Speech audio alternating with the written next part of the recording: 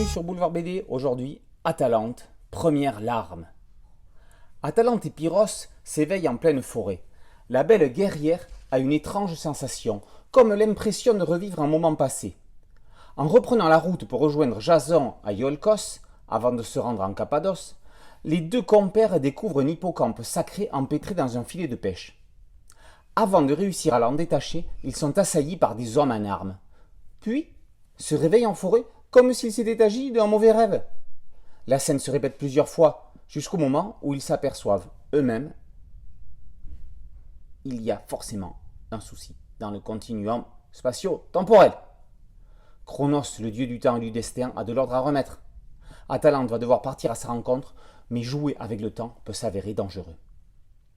Avec cette première larme, Chris offre un préquel à sa série fétiche. Ce one-shot sympathique rappelle les premières histoires de l'auteur. On ne peut s'empêcher de penser à Naomi, qui a fait les beaux jours du journal Tintin dans les années 80 et qui a propulsé Chris sur la voie du succès. Juste avant l'épée de cristal. Première larme est un conte fantastique. Nul besoin de connaître l'univers ou les personnages. Il s'apprécie en tant que tel comme un bon épisode d'une série animée. Chris puise ses références dans un imaginaire précis, offrant un abord culturel certain en mythologie. Fred Besson est à la base coloriste.